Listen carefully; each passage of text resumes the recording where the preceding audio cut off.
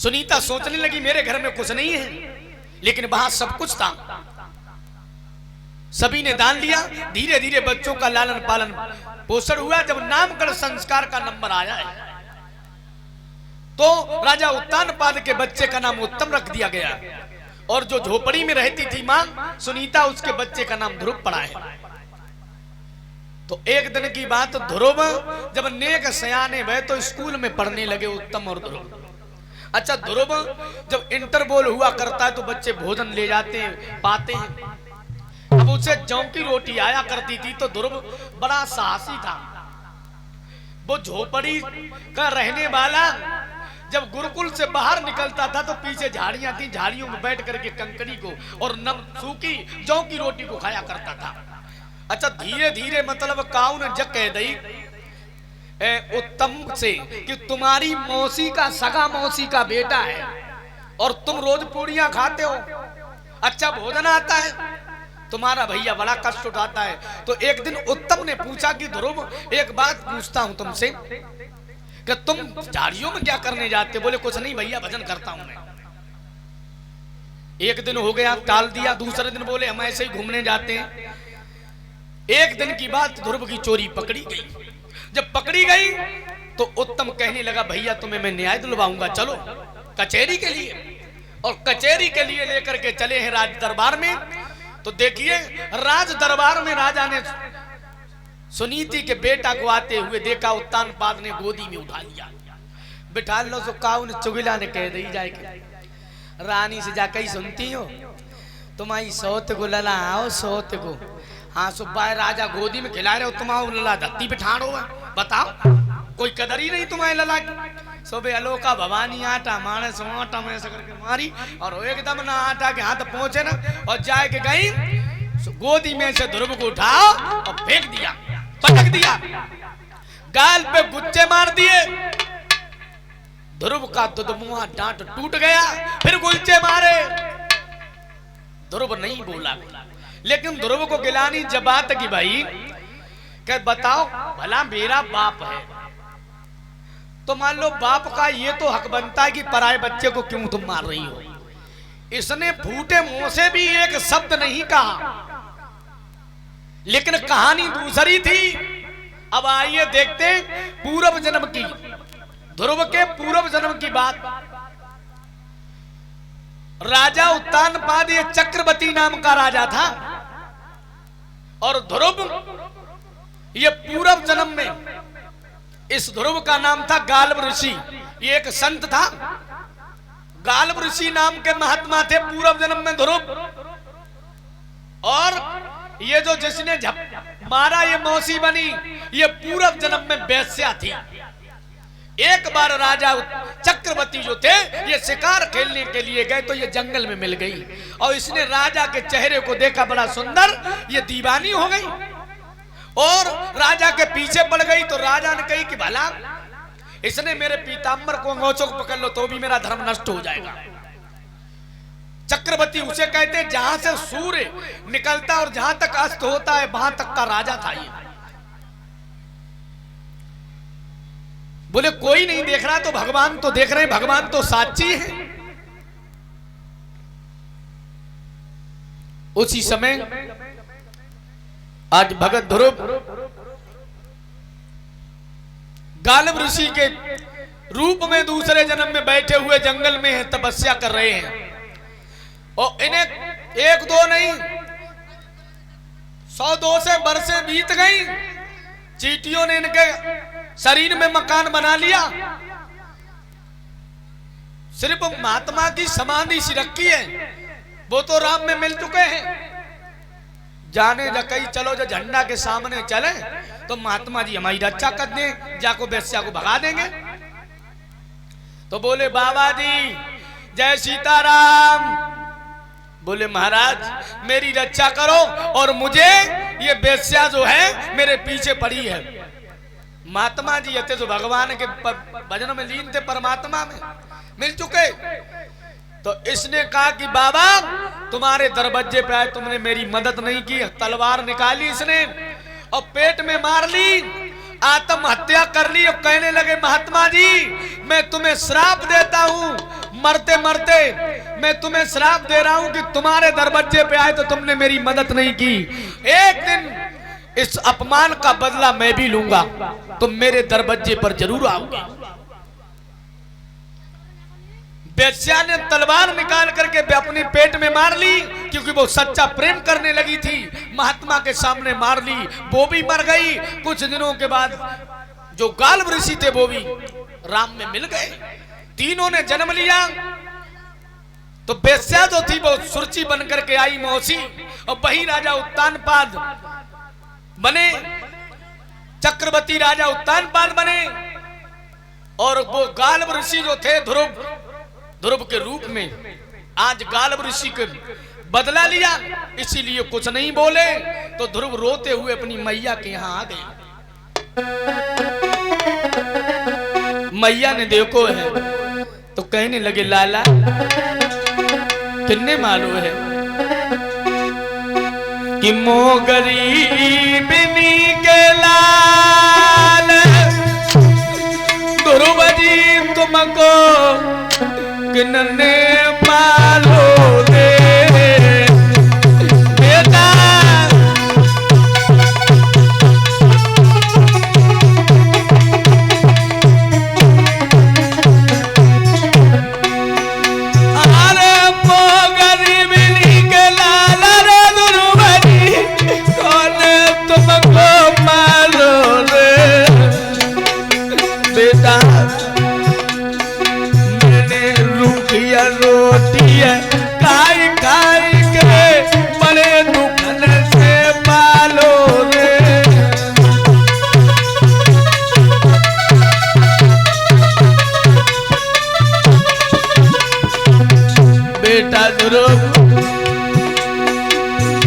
तुम्हें किसने मारा है मेरे लाल?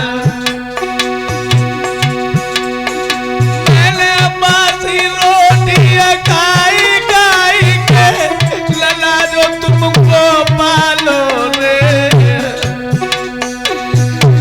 ले बेटा को गोद में मैया बबक के रोई रे। बेटा बोलो ना।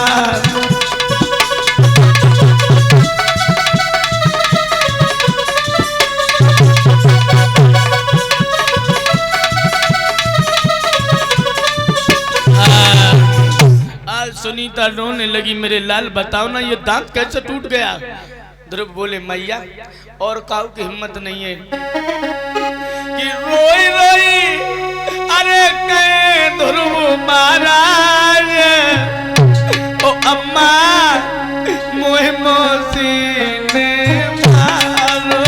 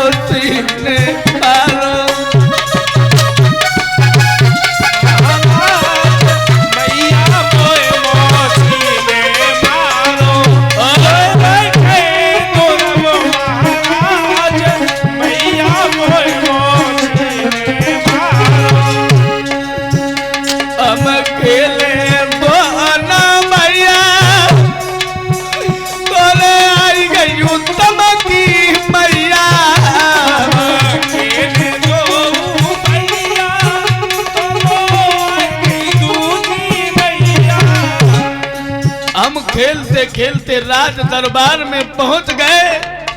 मेरी माँ पिता ने गोद में ले लिया, लेकिन हुआ ये हम खेल रहे थे तो वो नौ भैया चले आई उत्तम की मैया।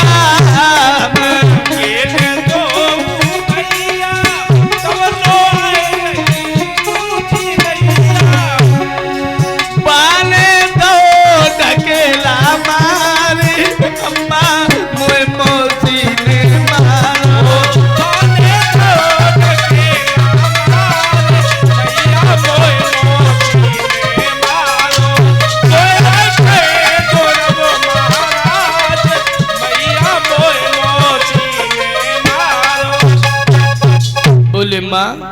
मुझे मौसी ने मारा है, लेकिन मोह जबात को दुखनाए मौसी और माँ में कोई फर्क नहीं है। लेकिन दुख मुझे अब लंबा ये हो गया कि जिसे तू मेरा पिता कहती है, उसने एक भी शब्द कह देता, एक भी अगर शब्द कह देता कि ये पराया पूत है, ये पराया जाया है, इसे तुम क्यों मार रही हो, मुझे बहुत तसल्ली होती। लेकिन माँ, वो मेरा पिता नहीं होगा, नहीं हो सकता है। एकदम सुनीता बोली, लला बेटा, अब हम तुम्हारे झोपड़ी में है ही को, परमात्मा तुम्हारा पिता है। मैया, तो हम अपने बबुला से मिलना चाहते हैं। अगर पिता है जिसने मुझे पैदा किया है, जन्म दिया है, तो हम जब तो देख लें कि हमारा पिता है तो है कैसे। मैया मिलता कैसे? तो उन्होंने कही तुम्हें नहीं मालूम है, तुम्हारा पिता मालूम कैसा है कि है वो परम पिता परमेश्वर।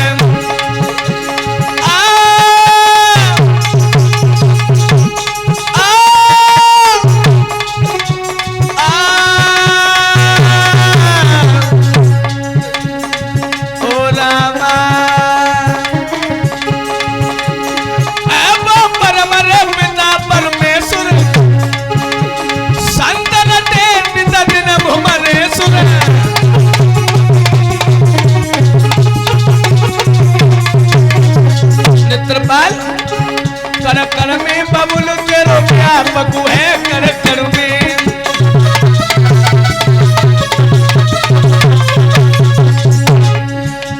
जर्रे जर्रे में है परमात्मा, कर कर में है, कर कर में बबुल के रुपया पकू है, कर कर में।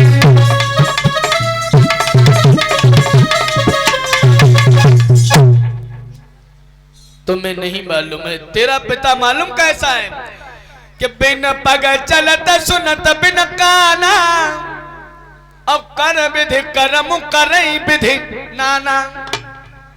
तुम्हारा पिता को महात्मा लोग रात दिन संत रटते हैं, साधारण पिता नहीं। बोले मैया, तो वे मिलेंगे कैसे? बोले भजन करने से मिलते। कहाँ मिलेंगे? जंगल में। बोले अम्मा, अब तू जा समझ ले, इतने ही दिन को तेरो मेरो प्यारो है, जिंदा रहे हैं तो से मिले ना, मरेगी राम ही राम है।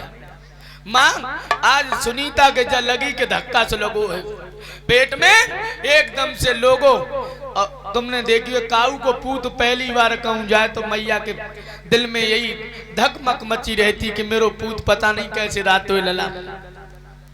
माँ की ममता क्या होती है, वो बांझ लुगाई का जाने, और जाके ना पाए बीमारी गई वो पीर पराई का जाने। आज मैया रो रही है, भगत ध्रुव जाए रहे हैं जंगल के लिए भजन करने के लिए। बोल भक्त और भगवान की। ध्रुव चले हैं, मैया रोने लगी है। लला तुम जा रहे हो? हुआ ये आज तपस्या करवे की चाहत में